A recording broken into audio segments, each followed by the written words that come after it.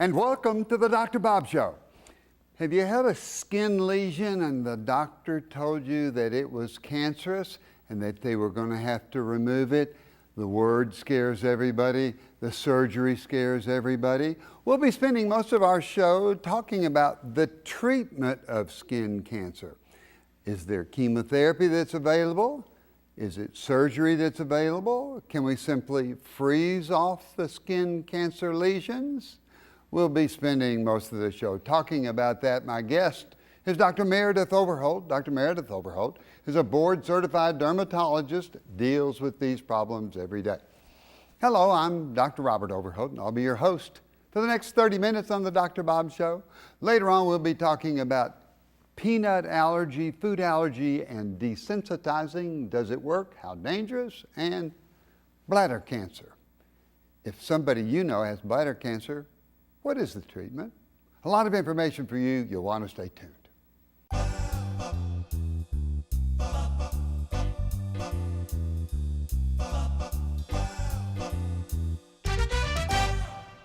We're talking with Dr. Meredith Overholt, board-certified dermatologist, and we'll be talking about the treatment of skin cancers. Meredith, welcome to the Dr. Bob Show. Thank you. We had you on a show before where we showed pictures of various kinds of skin cancer. We'll review some of those briefly, but let's look at the treatment. First of all, how do you classify skin cancers? Well, there are three major types of skin cancers, a few minor ones, but the major ones are a basal cell carcinoma. Those are about 80 to 85% of skin cancers, and fortunately, only very, very rarely spread internally. A squamous cell carcinoma makes about 10 to 15%. Can spread internally, doesn't do it real often. Okay, and then melanoma, which is only 1 to 2%, but unfortunately the most deadly. Now, as far as melanomas, is the incidence on the rise? Absolutely. In fact, some studies shows up to 500 to 700 times more common than in 1950. Whoa, looks like we're paying the brunt of being out in the sun. Let's go to some precancerous lesions. Let's look at one, I think, what do they call the precancerous ones? Actinic keratosis, which means a rough spot caused by sun in Latin. Actinic keratosis. Now, here's a picture of somebody's hands there. What's the actinic keratosis look like? Oh, they're the small pink scaly lesions that you see on the hand. Scaly tells you that there's something wrong about the way the skin is behaving in that area, and the pink tells me that the immune system doesn't like it either. So it's actually in there trying to fight the precancerous area. So you usually pick up a little bit of pink. How long does it take those to become cancerous? Well, not all do. In fact, only about 10% will evolve into a squamous cell carcinoma, and it could do it in a variety of different rates. A lot of that has to do with the person's immune system. So how do you treat actinic keratosis? It's not cancerous, but it's precancerous. How do you treat it? Right. Well, it's, even though they have a low incidence of evolving into cancer, it is so much easier to treat them in that stage than later, if that happens to be the one that does, that there is a good rationale for early treatment. If someone comes in and they just have 1 or 2 on a non-facial area, I'll usually use liquid nitrogen, which is just an extremely cold substance that does nothing fancier than freeze the abnormal skin to death. So you freeze it, get a little blister on it, removes it. What if it's on the face? Well, sometimes usually freezing will leave a little light mark. And if a person doesn't really care, then freezing is still a perfectly good option. But if a person might be concerned about the cosmetic change that might cause, then there are some topical medications and a rather newer treatment that is called photodynamic therapy. Both of those sorts of things can be used with very good efficacy, equal to that of freezing, but won't leave any light marks, and can have what we call a field effect. In other words, if you have a precancer on your forehead, if you had the right kind of skin and the right amount of sun to get one here, why not here? So many times people who show up with 2 or 3 actually have many others that are in earlier stages of development that we can't see yet, so you're in a position of treating what you can see today and having them come back in a few months and having to treat more. So how do you treat looking for some hidden ones? There's medicines for that. Right, right. Well, the old gold standard is a drug called 5-fluorouracil topical. Many people know it as Effudex or Carac. And this is a drug that contains a chemotherapy agent. It's applied to the broad area of the skin. For example, if you came in and you had a few on your face and cheeks, we might have you do your entire face. Being a chemo agent, it works at a cellular level. Okay, so it can kill, and it'll kill only the abnormal cells. Remember, chemotherapy drugs are selective poisons, so they only kill the bad spots, and they don't kill the pigment cells since they're normal, and so you don't get the white spots. In fact, most people say their skin looks tremendously smoother and brighter and healthier after a treatment. So that's an important thing to look for, these little scaly, little rough lesions on sun-exposed areas usually. Right. Let's talk about basal cell cancer. Let's look at the picture that I remember was one on the nose, and I didn't realize that basal cell was a dome like this one. Just briefly tell about what they look like. Well, not always. I mean, this is a very typical solid type or nodular basal cell carcinoma. There are actually 4 different kinds of basal cell carcinoma, yes. And so some can almost look like a little rash. That's a superficial basal cell, and they're just rather pink scaly patches that sometimes people will come in and say they've been putting cortisone cream on thinking it'll go away, and they don't recognize at all that that's a skin cancer. Sometimes they can look rather like a scar, okay? But the scar does seem to change, which would not be typical of a So what is the treatment of a basal cell that's, let's say, are they linear or round and dome shaped? What are they? How do you treat them? Well, they can look a variety of different ways. Superficial basal cells basically are skating across the top of the skin, so they can be treated with fairly simple measures. In other words, you don't have to cut down very deeply to get underneath them. I often use a treatment called curettage and either dry sol or electrodesiccation, which simply is just to scrape the cancer off and cauterize the base with either a chemical or with an electrical agent. This is a treatment that's been around since the 50s and works quite well. It works on the basis that cancer cells, as you know, the basis of cancer treatment is to figure out what makes a cancer cell different from a healthy human cell and exploit those differences to kill one and not the other. Well, in this case, we know that basal cell carcinoma cells aren't very tightly attached to one another. That's true of a lot of cancers. You never hear of a piece of lung ending up in somebody's brain, but you hear of a piece of lung tumor doing that, right? Yes. So at a cellular level, that implies that the cells are actually able to break off, enter the circulation, and go someplace else, right? Okay, now basal cell doesn't do that, but it does have that similar looseness. And when we scrape with the scraping tool, the cells simply fall out, whereas it'll leave the healthy skin alone. Now again, this can sometimes have a little bit more of a cosmetically noticeable scar, but it heals quickly. You don't have to come back and have sutures, and it has a very low recurrence rate. Also less expensive, which we have to think about these things these days with the cost of health care. So still a very good treatment, even though it's been around forever, kind of old school. Let's lump basal cell in with squamous cell carcinoma as far as surgical removal. Right. Squamous cell carcinoma, let's look at a picture of a squamous cell carcinoma on a finger that we looked at before. Now, here's one. Now, that looks a little bit different. That looks a little rougher and grosser. What's the treatment on that? Well, as we were talking earlier, squamous cell and basal cell carcinoma that are invasive, like this one, usually are treated surgically. And that can be done a couple of different ways. Just basic incisional surgery is used on a basal cell carcinoma in a cosmetically important location, squamous cell carcinoma as well, and especially in the case of it not being recurrent, as long as it's a primary growth. Simple excision is often all that is needed. Now, this finger was, you looked at me like you're going to take the finger off. That's a bit more complicated. Well, I don't know about that, but that would be a case of a very complicated location, somewhat like the basal cell carcinoma that you showed earlier. I always tease that I like taking off skin cancers on necks because everybody's got plenty of extra skin and you can hide your scar in those natural lines and it comes out perfectly and people think you're a brilliant surgeon. It's just easy, okay? But when you have a location like that finger or that nose, there's not a lot of extra skin to cover the defect where you've removed the cancer. So in those cases, we often will send the cancers out to either have a plastic surgeon or what's called a Mohs surgeon remove the cancer, check the margins immediately before doing a reconstruction that might be fairly major in one of those cases. Is Mohs surgery important to a lot of skin lesions? Oh, absolutely. And that's what we're going to be talking about when we come back. But first, let's look at a patient that had skin cancer, and let's see how their treatment went. We're talking with Bill Page, and Bill, thank you for coming to the Dr. Bob Show. You're welcome.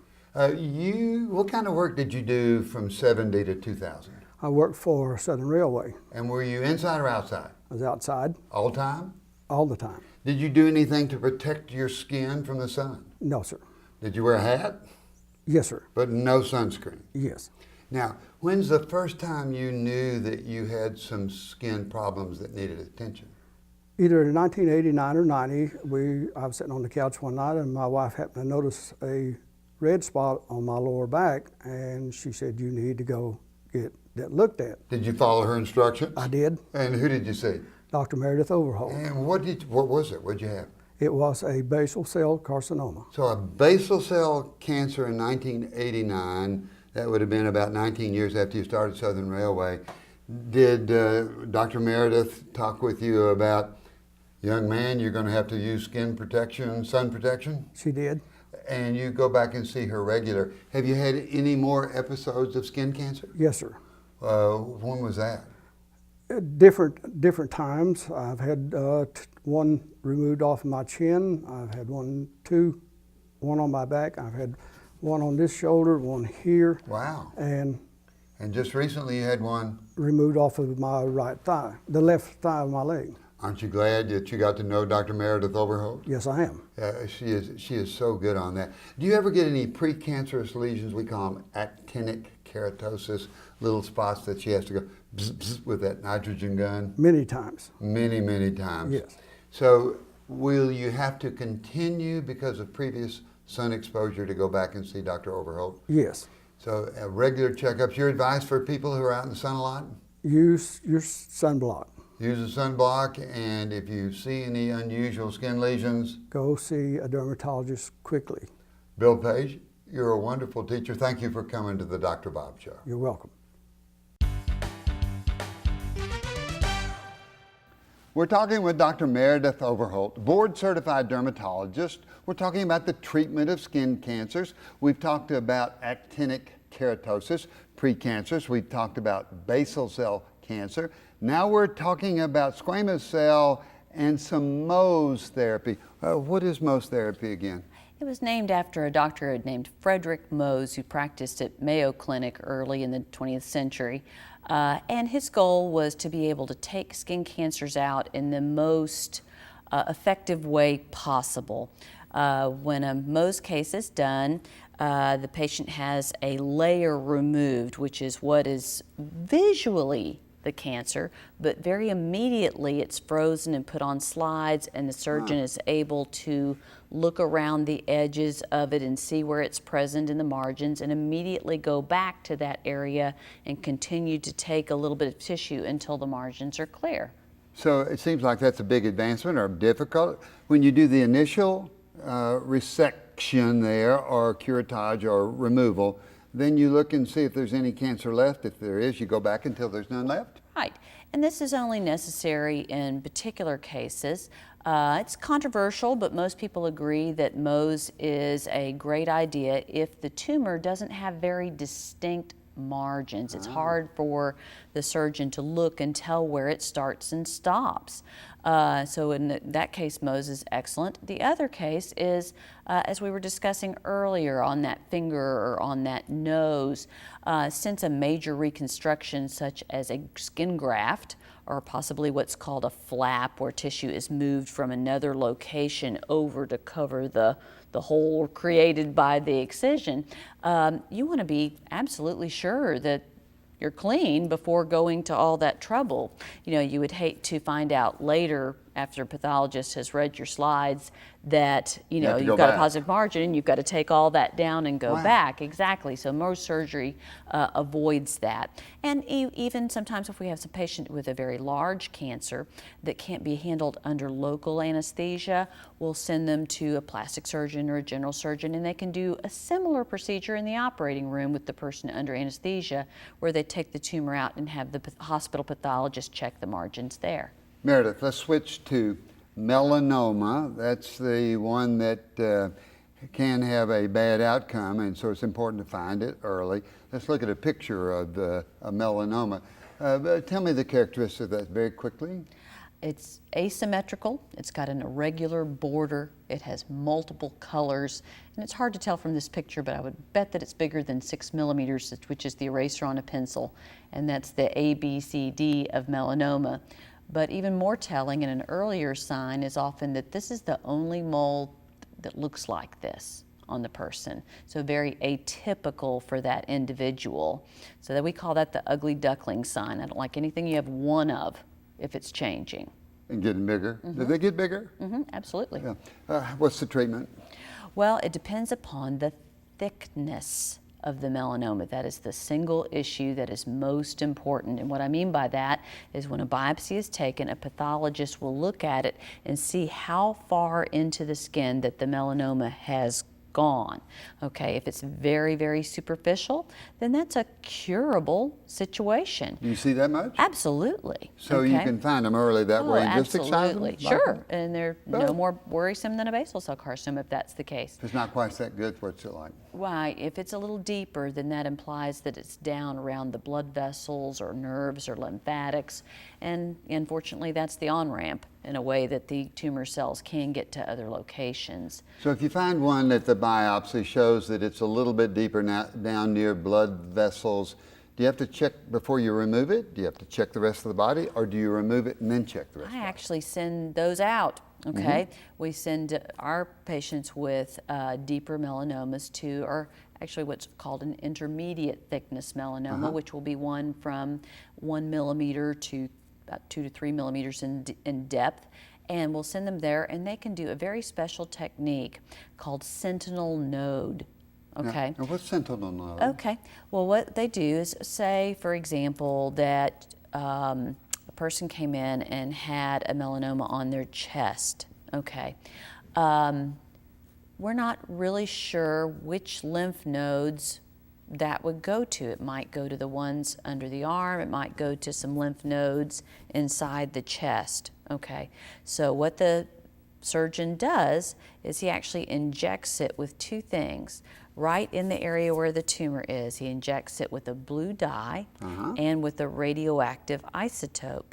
And after a little period of time, they basically wave a Geiger counter under the arm and on the chest and see where the area drains naturally, and that is the likely path that the tumor cells have taken. Okay. If you don't find any, if the Geiger Right. counter doesn't go off, then you feel like you're pretty lucky. and- Well, usually you will get a little bit of drainage, and you would go in that, the surgeon would go in there and find the lymph nodes, and then he looks for the dye. Okay, so the lymph node that has the largest amount of dye is called the Sentinel Node, or it's the first one in the chain. Okay, so if they remove that node and have it checked and there's no cancer in it, then the chances that cancer has leapfrogged that one and ended up in the other nodes are fortunately pretty low, okay? And if there's nothing in any of them, then the chances that the person will have distant metastases to the lungs or liver or brain are extremely uncommon. So if you find a positive sentinel node, then you know that it's spread to at least one node. Right, and usually then the rest of the lymph nodes are removed and examined. Okay. And if that one is negative, then you feel like just removal. Do you have to remove that with the Mohs technique also? Not necessarily, just depending upon the location, yeah.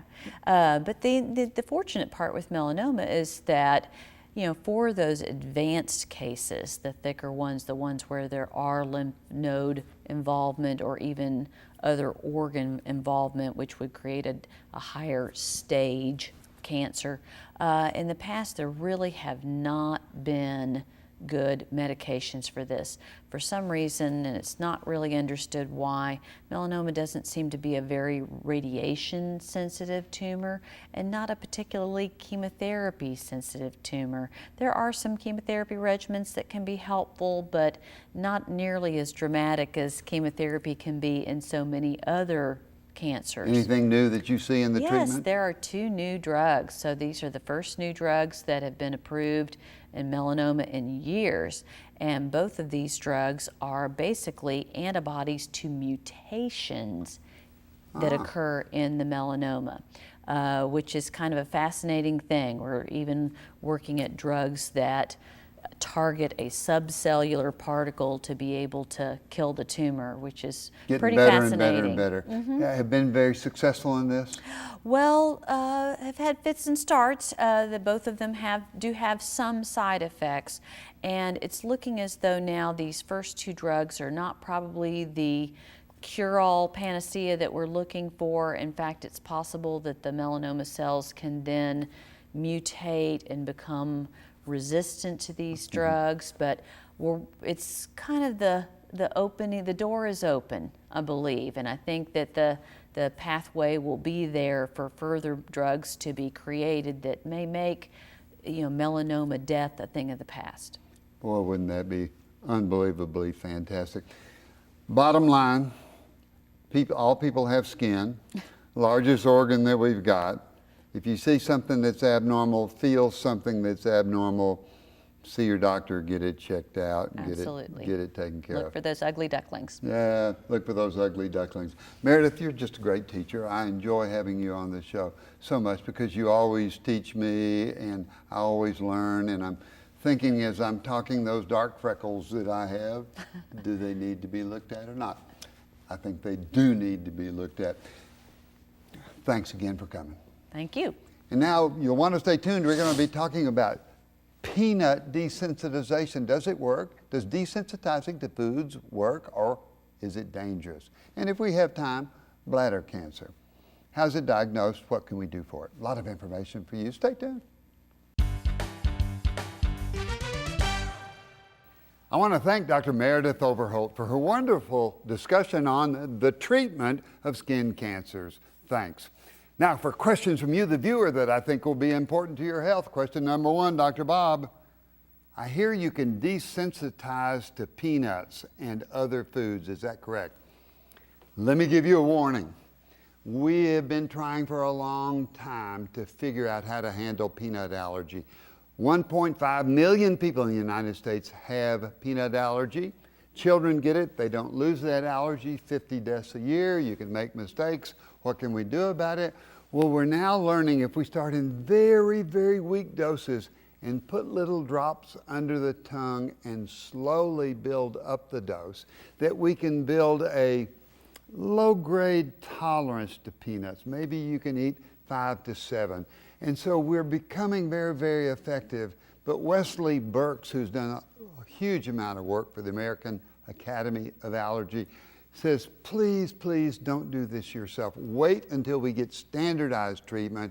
Then we can perhaps desensitize you to peanuts, and then perhaps we can desensitize you to other foods like egg, wheat, corn, milk, which can all cause severe, life-threatening allergies. Right now, be sure you have your EpiPen. That's where you self-inject adrenaline in case you make a mistake and have some peanuts. Do not try desensitizing on your own. Be sure that you make it under the guidance of a doctor. Question number 2, Dr. Bob. I have a relative who has bladder cancer. What is the treatment? Is he going to live? Well, bladder cancer is most common in older people. It's usually where you find blood in the urine. And when you find blood in the urine, it needs to be evaluated. And you usually find a little superficial tumor inside the bladder. Let's say the bladder is like a basketball. And you go on the inside. Well, you can scrape off most of those. Most of them are superficial, but they may recur. And so the treatment usually is very effective, 70%. Who's at risk? Smokers, people that are working with certain dyes, people that are making paints. Those seem to be absorbed. They're excreted into the bladder, and the bladder can develop cancers. If the cancer goes deeper, then sometimes the bladder has to be removed. There's lots of new treatment that allows us to have an internal, or maybe even in the future, an artificial bladder.